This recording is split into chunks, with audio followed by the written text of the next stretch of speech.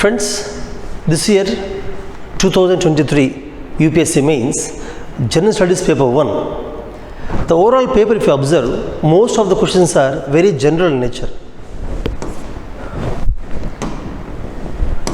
General means, for example, explain the role of Himalayas in the development of ancient history. If the question is specifically about Himalayas or Vindhyas, we call the question as specific. But they ask about overall geographical factors, all the geographical factors that contributed in development of ancient India. It is a general question. So the difference is, in the specific questions, what happens is you will not be able to write more than 4 to 5 points. So what you have to do for those 4 to 5 points, you have to draw more diagrams, analyze in depth. But in this kind of general questions, you will be able to generate more points. So you will not have scope, time and space to draw more diagrams or flowcharts in general. So your focus shall be mostly on generating more and more points. Same is the case with General Studies paper 2 of this year also. So in tomorrow's paper, GS3 also, I am expecting that more questions can be very general. So in general questions, just try to address the question exactly by generating more and more points. Okay. Now in this video, I will be discussing question numbers 1 to 5, answers for those questions. I am making each video on 5 questions in GS1. So this question is, explain the role of geographical factors towards development of ancient India. Friends, development in the sense, you should be able to address the economic development of ancient India, cultural development. The cultural development means development of language in ancient India, as well as how it helped in the trade, commerce, spread of religion, everything. You should be able to write agriculture, industries, development of various aspects of ancient India shall be addressed. First of all, in these kind of questions, as it is a combination of history and geography, but broadly it's history question. In history question, generally you have to mention timeline.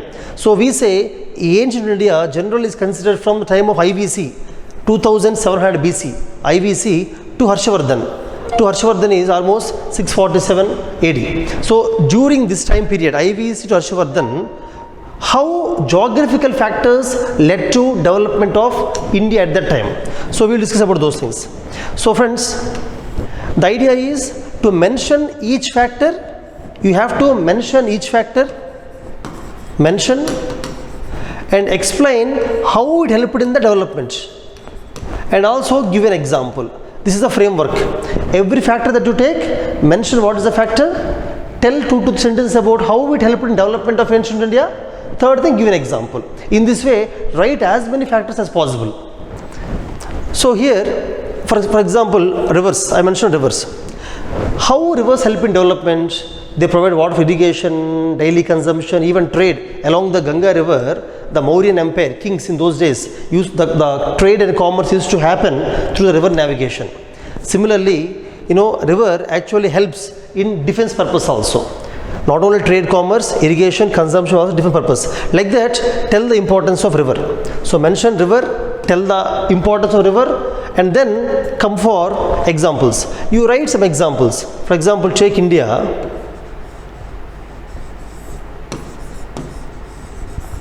Take India and mention how Indus Valley civilization developed along the Indus River, and the empires like Magadha, Kuru, Koshala developed along the Ganges River, and how Chola Empire developed along the Kaveri River. So try to mention some important rivers, the Kaveri, Ganges, Ganga, and then move on to the next one. The next geographical factor we can talk about is sea coast.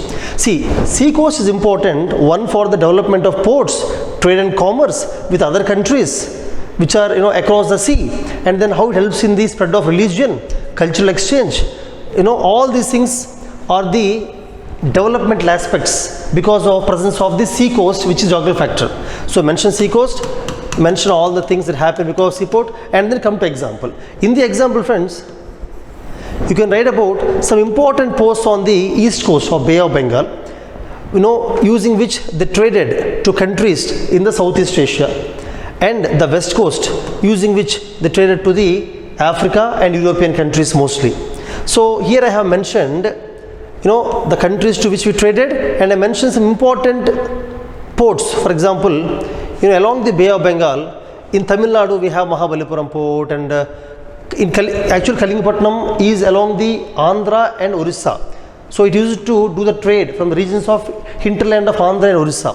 Kalingapatnam port, then Arikamedu, very famous port of Cholas in those days, which mostly used to do trade with the Romans, and there was a bead making industry also, and Kaviripatnam port of Cholas. Then some important ports on the west coast of India. You can even mark on the India map those ports. The west coast of India, Arabian Sea, in Indus Valley civilization, Lothal port.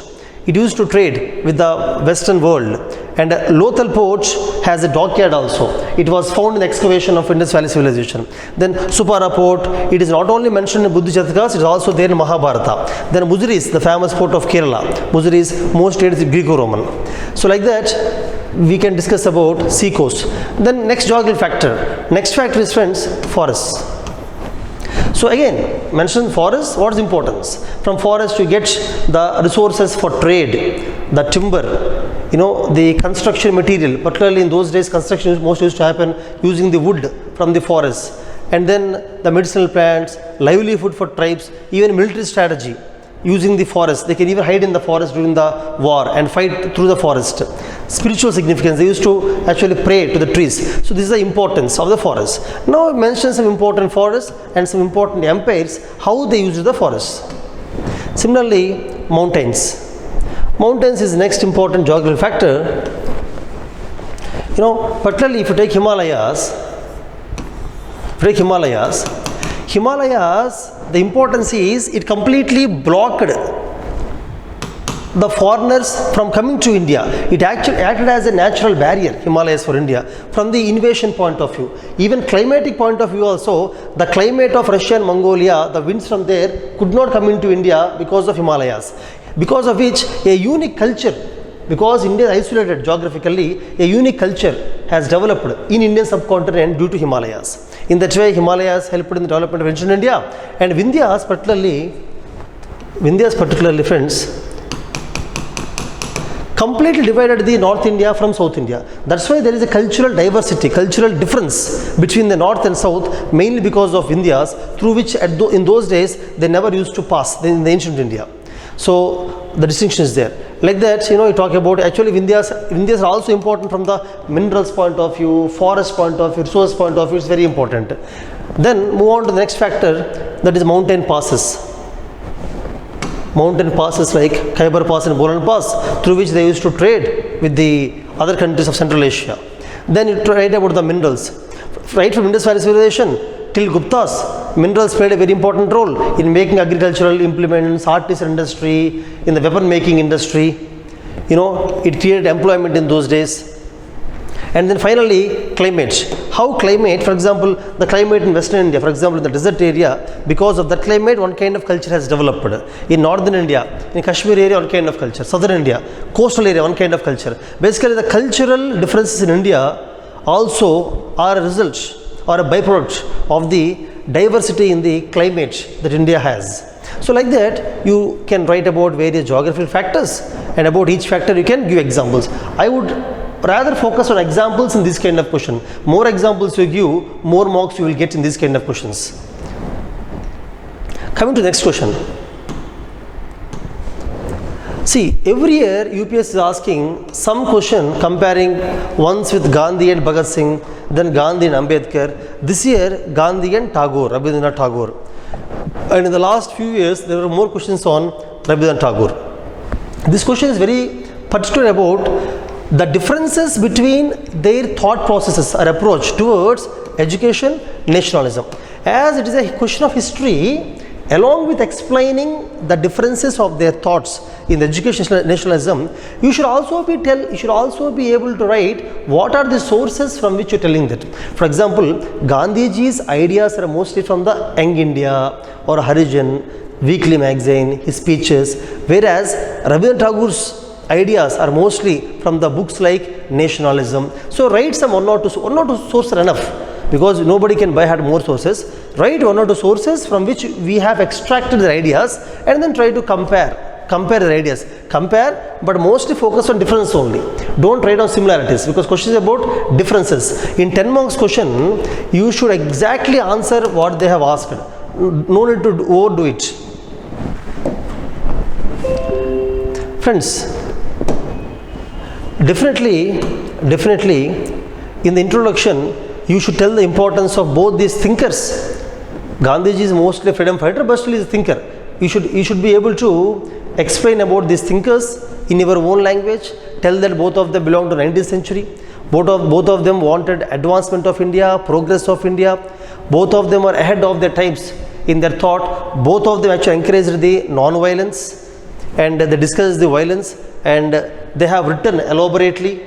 They are inspired from the Western thought, both of them, Western thought. So write those things, and then finally come to the sources. Harijan, the weekly newspaper published by Gandhiji. From there, we can source some of his ideas on education.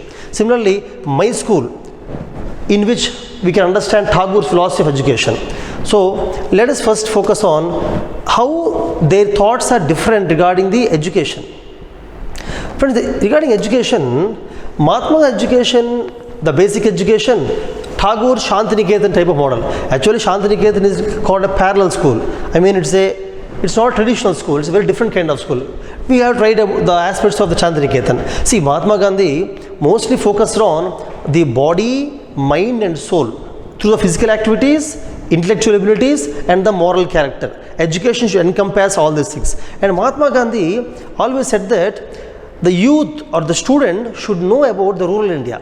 India, according to him, India mostly lives in the rural areas. So they should be understanding the vocational education. I mean, through vocational education, you have to teach them the traditional art of India, so that they can make a livelihood, not just reading mathematics, science or social. They should go through vocational education like handicrafts, weaving, mostly hands-on practical education, which is more productive rather than cramming the information. This is the idea of Mahatma Gandhi. So all-round development, body, mind and soul. And child-centric in the sense, mostly learn through practical means, by hands-on, work on handicrafts rather than by hearting the information. Gandhiji's idea of education is this. And most importantly, the vocational education, and the education should be closely linked with the rural India's cultural and social milieu. That means the students should know exactly the culture and society of the rural India. That's how they have to get educated. And the livelihood skills are important, not just reading and writing. That's why he actually said that they have to do some kind of weaving, spinning right from the school days, so that local industries, they can become a part of local industries, and they can become a part of the economic engine of rural India. Whereas Rabindranath Tagore's education philosophy is a lot different. His focus is mostly on the creativity, imagination, making the student curious about the education, leaving the student alone with the nature, so that he will come up with his original ideas. Independent thought process, that intellectual freedom is required for the student to learn and grow on his own. And no student should be bounded by only the Indian ideas. They have to learn the ideas of across the world. According to Rabindranath Tagore, there should not be any boundaries between the countries, and people should be mostly like the students should be globalist, internationalist, learn the ideas from everywhere. Cultural exchange is very important for him, and he mostly focused on the creative skills, through art, drama, dance, music, the creativity. That is the idea of education of Rabindranath Tagore. That's how it is different almost from the Mahatma Gandhi's educational philosophy. So if you see, sense of freedom should be part of education. Creativity shall be encouraged.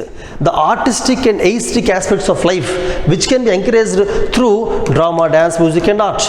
So they should be they should be the part of curriculum, the art, drama and music. And he says that students should spend much time with the nature, direct touch with the nature. That's why I used to conduct the classrooms of Shantiniketan mostly outside, but not in the walls, inside the rooms, so that the interaction with the nature will be more. Also, he never says that the learning should stop with only understanding the Indian rural artistic skills, but it has to transcend the boundaries of nationalism, get a global perspective. That's why we call it as a alternative schooling, not traditional schooling. And where intellectual freedom is encouraged, students have to learn on their own, and faculty are only to monitor and help them, but not teach them directly all the aspects. And I have mentioned few sources. Now let's come to nationalism. Nationalism also, for example, Mahatma Gandhi's nationalistic ideas you can learn from Hind Swaraj. Even his book of My Experiments Truth also, some of the paragraphs clearly mention his philosophy towards nationalism. And even Young India, the weekly journal of Mahatma Gandhi, Young India also, he wrote many articles on nationalism. Whereas Tagore's nationalistic ideas you can learn from the book called as Nationalism. So through these sources, if you observe the nationalism, see, broadly speaking, Gandhi and Rabindranath Tagore, Gandhi's nationalistic ideas are arising out of the unity among Indians. Right from the grassroots level, they have to fight for independence. And Swaraj, Gram Swaraj, they should have political independence and they should develop morally. And mostly the Indians should be united to achieve the independence. That is ideas of nationalism. Whereas Tagore's ideal nationalism is that excessive nationalism is a kind of causing violence. Excessive nationalism in a long period will divide different communities within the country also. So he feels that people should be mostly internationalist, have global perspective, should not really bounded by the boundaries between the countries. This is Tagore's idea of nationalism. So both are almost different. Gandhi thinks within the boundaries of India, how to unite the people within the boundaries of India using truth, non-violence and the civil disobedience towards laws that are unjust.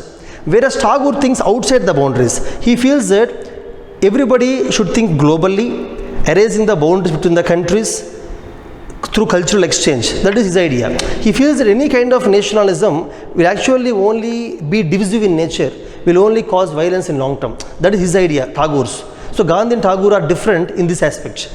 So quickly speaking, Gandhi focused on unity of India, whereas all religions and different social communities have to come together. Only then they can fight for. Actually, his idea is that when they come together, the independence movement becomes stronger. That is also the idea.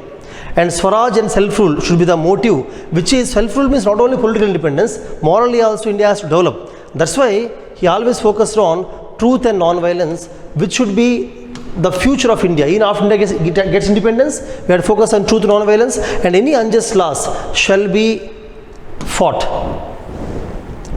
And he wants, according to nationalism means, right from the grassroots level, people should participate in the development and in the political independence. This is the idea of nationalism of Gandhi. Whereas Tagore's nationalism, if you see, Tagore's nationalism, see, though Tagore also has affection for India, the patriotism is there, he is mostly internationalist in nature, and he believes in the global fraternity, all human beings as a single entity, not individual countries. So he is a humanist, and he believes in the cultural exchange, transcending the boundaries. Of course, he also criticizes the violence. He feels that excessive nationalism will develop hostilities between different communities. He felt that. That's why he never encouraged nationalism in that sense. And he also says that nationalism excessively will sacrifice humanity. So he wanted India to approach to have a more universal approach. Rather than a nationalist outlook, which is narrow nationalist, you should be internationalist, is the idea. Now friends, in these kind of questions, I would say in the conclusion, as anyhow you discussed the differences of their philosophy in education and nationalism, at least in the conclusion write similarities. And write how both of them are same in terms of making India independent, economically developed, and making the people of India more aware of the happenings around them, and adaptability, and achieving the equality and equity. So these are the ideas of both of them. So mention it in the conclusion. Friends, moving on to third question.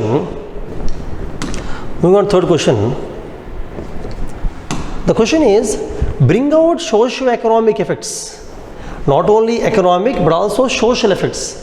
Socio-economic effects of the because of introduction of railways in different countries of the world. So as they mentioned different countries, of course we know most of the points from India point of view only, because we studied about India only. However, whatever studied from the NCERT geography, human geography, about the transcontinental railways in the American continent, European continent, and from the current affairs, whatever you picked up about the development of China because of railways or high-speed trains in Japan, try to bring those things into your answer, so that your answer becomes really global, because the question clearly says different countries of the world, different countries. So if you write 10 points, if 6 points are examples from India, because mostly you have learned that, at least 4 points try to include examples from other countries. Write USA, European countries, Switzerland, something, China, Japan, write some countries. You cannot write only about India, because the question is very specific about that. And also another mistake is, some people will focus only on the economic development, but social development is also very important in this question. And just write about this question, don't write much about how railways introduced, the motive behind the introduction of railways. And the biggest problem is, most of the students of modern history think that the Indian railways and its importance in the India's independence movement. I have seen that some students have written more points on independence movement, but that is not the right way of approaching the answer. So write in this way. In the introduction you can tell, see, introduction can be broader than what is asked in the question. The question asked about socio-economic effects of railways. You can say that railways introduced across the world, or in the UK, Western countries, India, in the 19th century, early 9th century in UK, and middle 19th century in India, has helped in development, economic development of the countries, cultural exchange, social development, and strengthening the independence movement of countries like India. So it is transformative basically, which helped in the rural urban development together and helped industrialization. So write introduction in such a broad way, and then in the body of the answer specifically write about the socio-economic development. Try to write at least some 10 points of socio-economic development, more points, generate more points. Okay. Socio-economic impacts, industrialization. See, I have given more examples of industrialization basically. Industrialization, intentionally, though our knowledge is limited to India, in India, industries, textile industries, or iron, steel manufacturing industries, or thermal power industries in India have come up because of railways. So in India, regarding India, you can say how the coal, we are able to move it to the power plants, power stations from Jharkhand, Bihar, West Bengal, coal is moved using railways. How cotton raw material from Andhra Pradesh, Gujarat, Maharashtra is moved to Mumbai, Ahmedabad, and Tamil Nadu to the textile mills. Similarly, how iron ore from the Jharkhand, Chhattisgarh, West Bengal is moved to the steel plants of India. So you write about those examples, but as I told you, don't limit to India, write about UK also, because railways first developed in the UK only. How development of railways in UK led to industrial development, creation of employment, infrastructural development in UK, write those things also.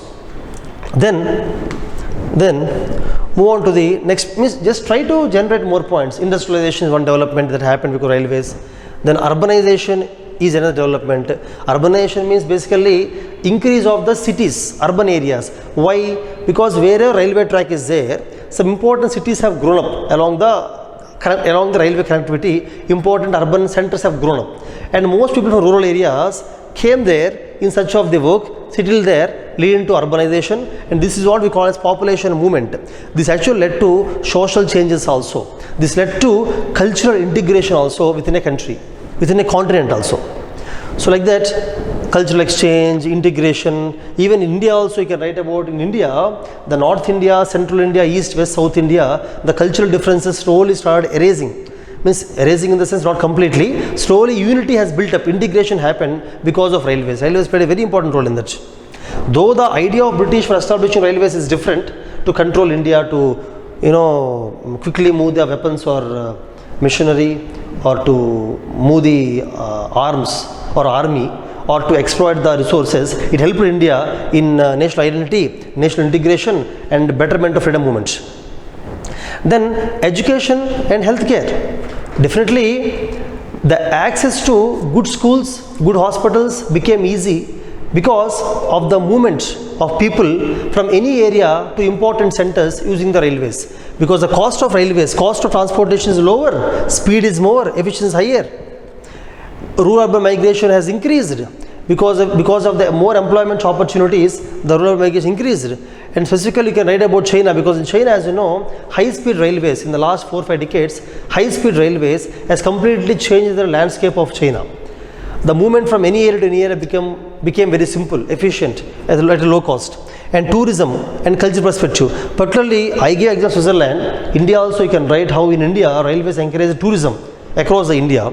And in Switzerland specifically, while preserving the country's ecosystem, the biodiversity, the pristinity, still it is able to enhance the revenue coming out of tourism, railways. Then trade expansion mainly because every small business owners are able to get raw material for low cost because of railways, able to reach to customers for low cost, able to venture into new markets on low cost.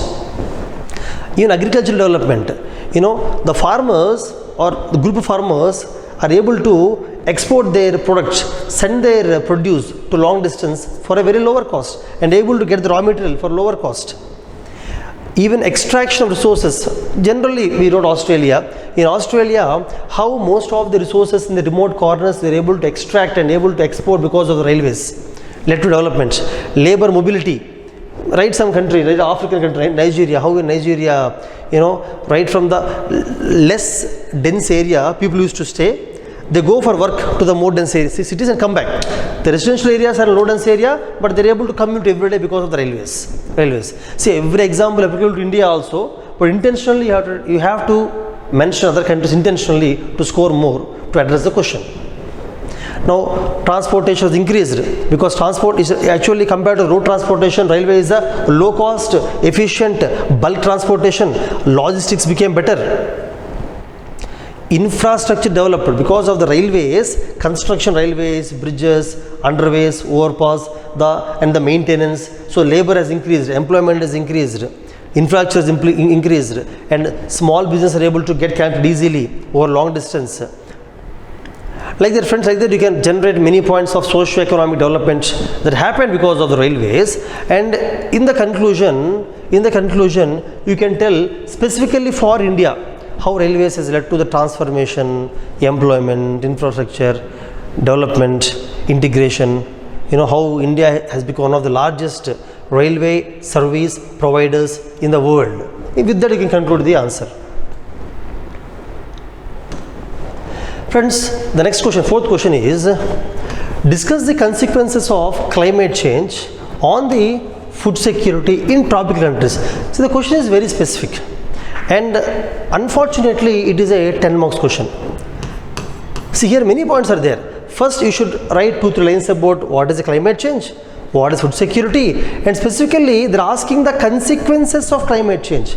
Because of the climate change globally, what are the effects specifically on the tropical countries? So you have to even better draw a small diagram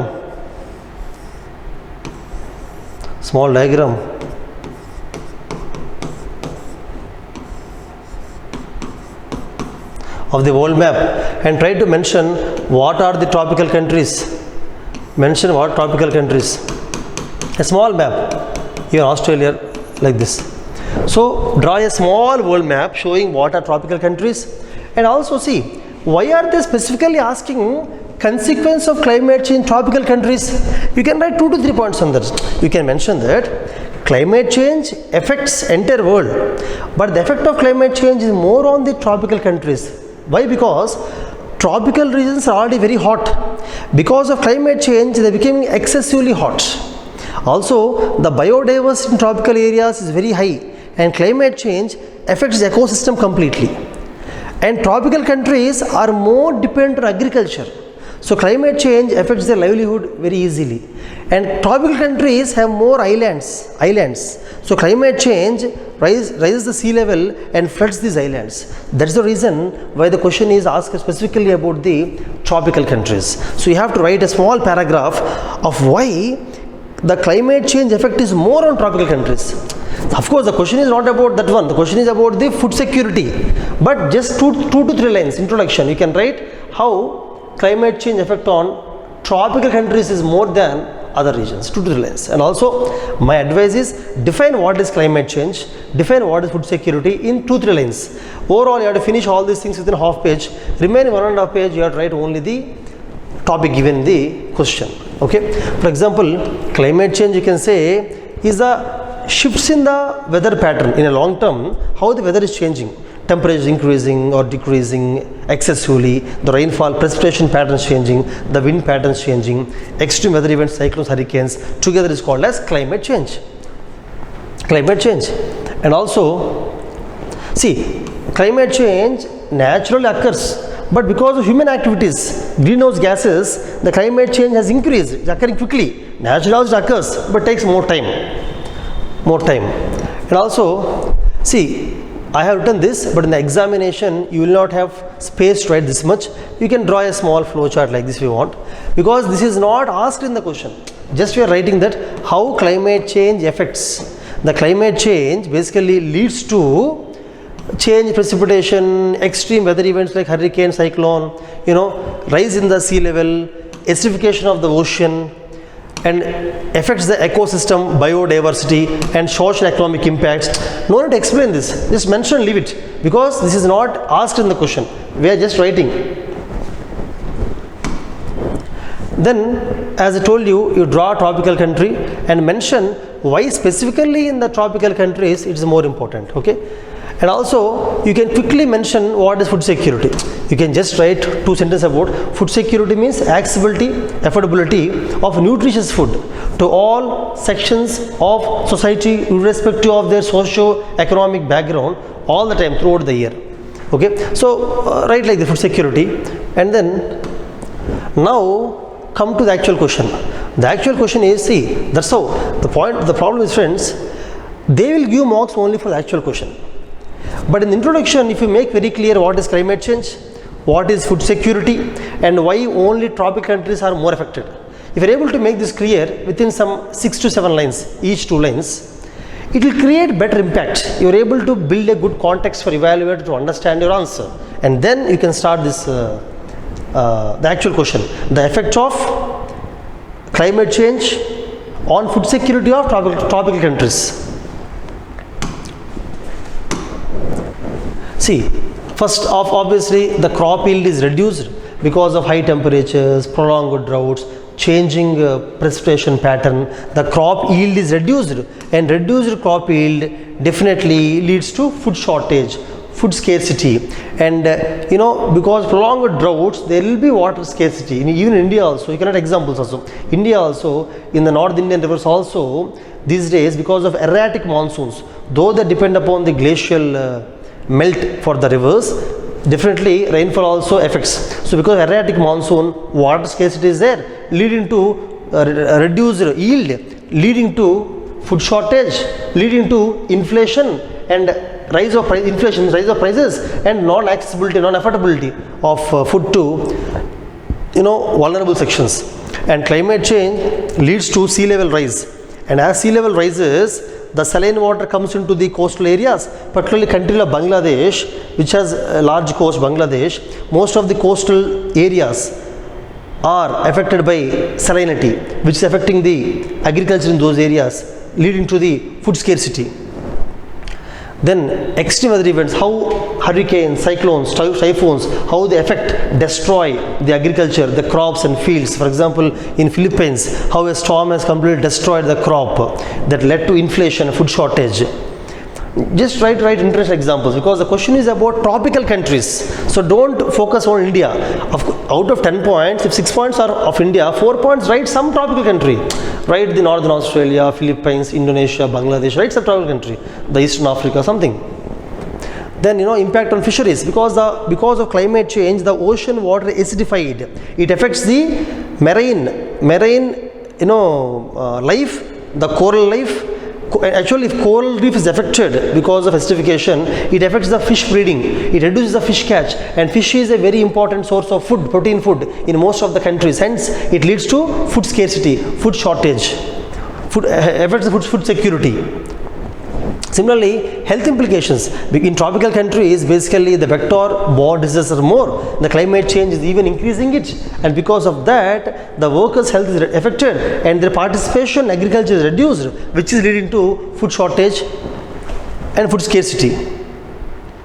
And you can write about the livestock, how livestock is affected, how because of the climate change, displacement of people of, for example, the Ethiopia, Somalia people, how they are migrating, they're displaced because of climate change, because of which all the crops are destroyed, affected, their livestock is affected, leading to the food shortage, and how inflation, the volatility in food price. For example, in Thailand, because of the climate change in other patterns, the rice production affected, and Thailand is the hub of rice production. It exports rice to all the other countries, and as it's affected because of the climate change, the rice exports are reduced, so the revenue of Thailand decreased. Other countries depend on Thailand are also affected.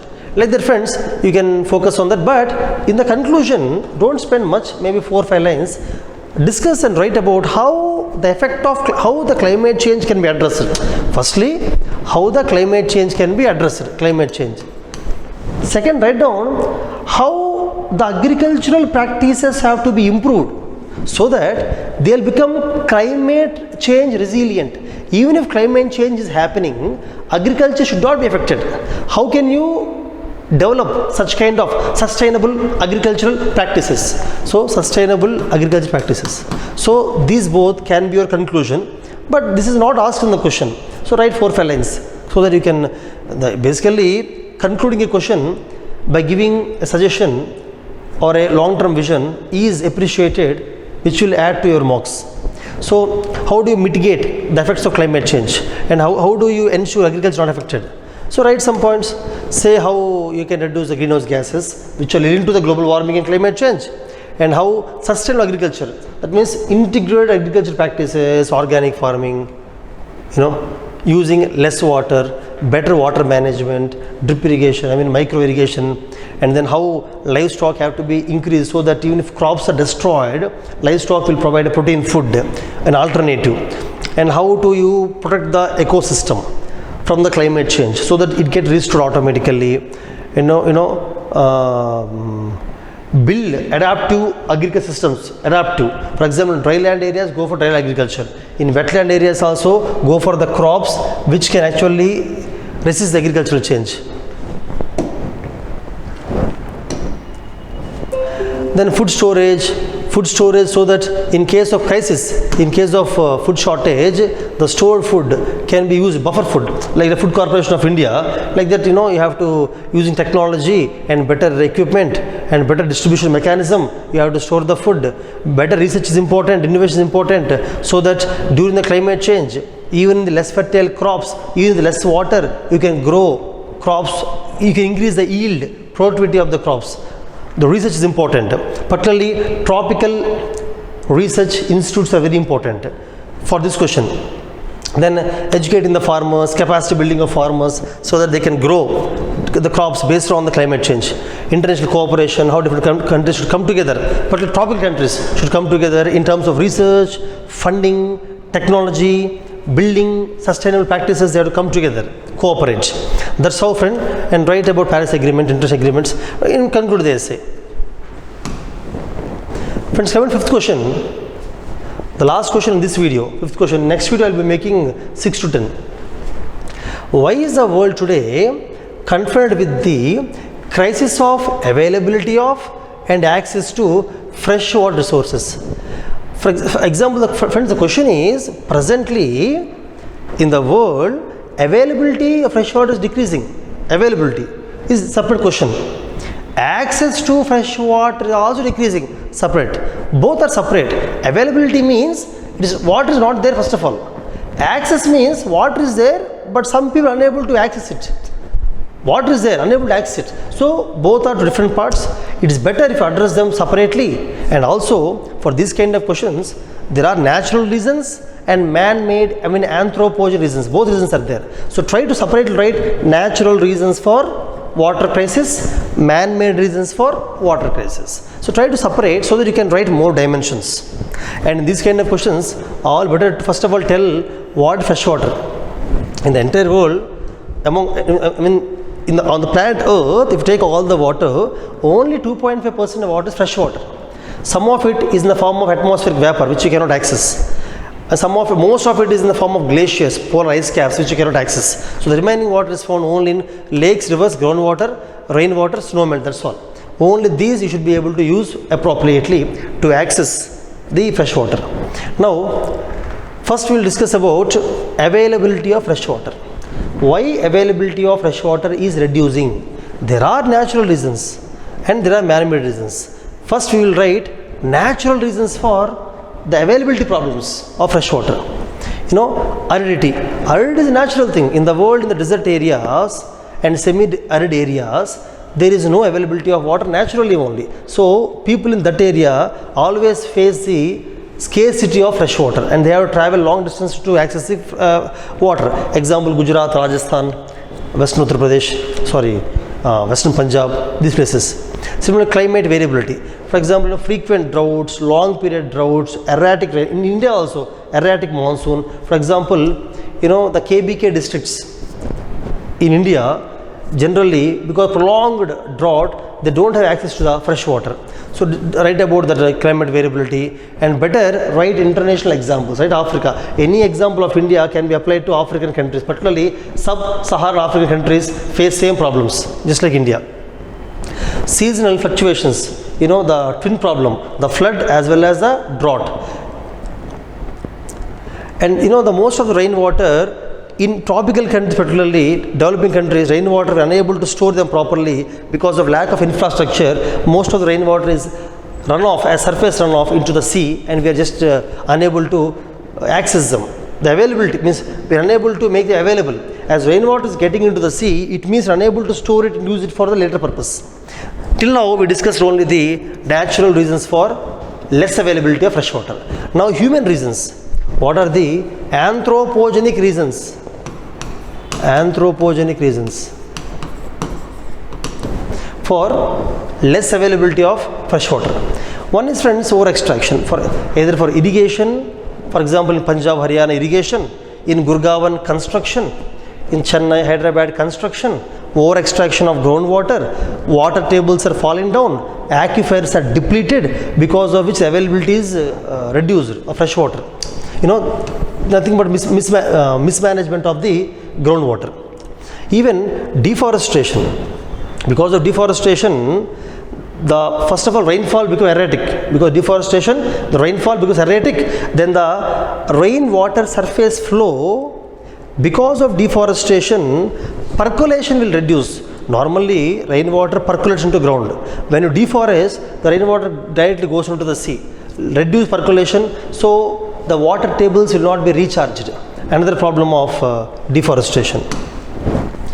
These are the man-made reasons, man-made. Okay, you can write about the deforestation in Brazil or deforestation in Philippines, anything.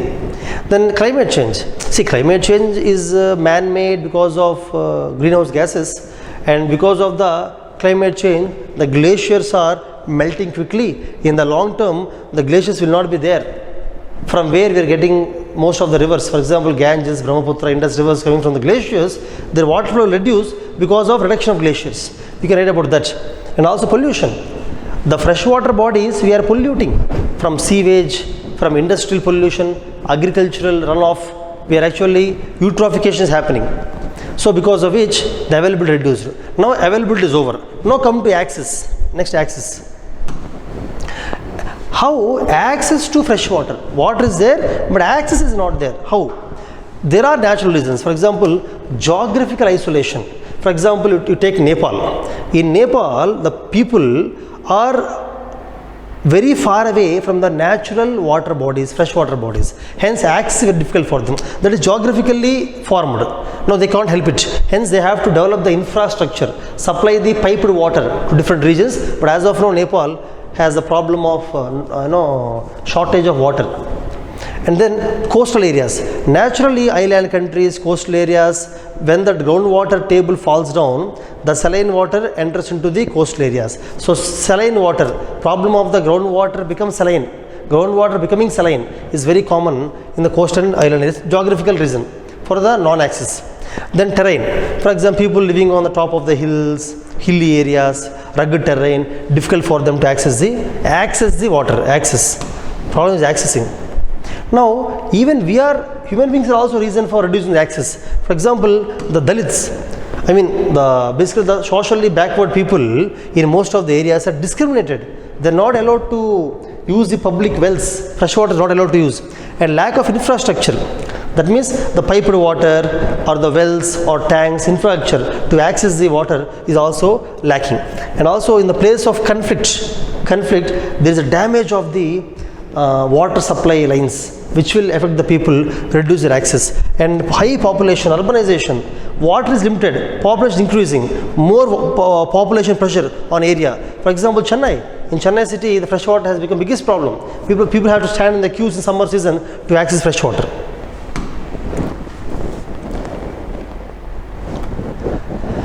Friends, even poverty is a problem. In countries or in regions which are extremely poor, they cannot actually purify the water. Water purification mechanism or technology or funding will not be there. Hence, they will not be able to pay for the clean water.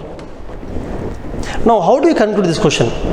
Basically, as we generate many points to explain how access to fresh water, available fresh water is in crisis these days. After writing all those things, in the conclusion, it's better to suggest some measures, of how to increase the access, how to increase availability, how, by making strong laws to reduce the pollution, by increasing the infrastructure like water harvesting structures, water storage units, by having strong equity and equality and no discrimination, equal distribution of water, by afforestation, by increasing the wetlands to increase the groundwater table. You have to do sustainable agricultural practices using the drip irrigation or micro irrigation, sprinkler irrigation to reduce the consumption of water. Having pricing of water, at least in the cities where water is misused, and recycling of water, awareness, education of recycling of water. Means tell all these points, tell various points as a solution for how to solve the problem of crisis of fresh water. So, sustainable agricultural practices, water infrastructure, water storage structures, ecosystem restoration with afforestation, wetland conservation, community-led water projects, international help, funding, technology giving, resolving the conflict. For example, even within India also, a river flowing through two states, for example, take Kaveri River, Karnataka to Tamil Nadu. If one state blocks the water, other state will have less access to the fresh water. They have less available fresh water. Hence, such kind of problem shall be solved. International rivers like Mekong River, an international river, which falls to many countries, the countries have to cooperate in order to make it available, accessible, and treat in the waste before releasing it. Transboundary water management, research and innovation of how to use the fresh water in a better way. Niti Aayog in India also made a framework sustainable utilization of water, not giving free power to the farmers as much as possible, and reducing the exploitation of groundwater by the farmers. Sustainable management, avoid water pollution, international help aid. Means write all these points as the conclusion. Friends, that's how you have to approach these questions. In next video, you'll see 6th question to 10th question. Take care, friends. Thank you.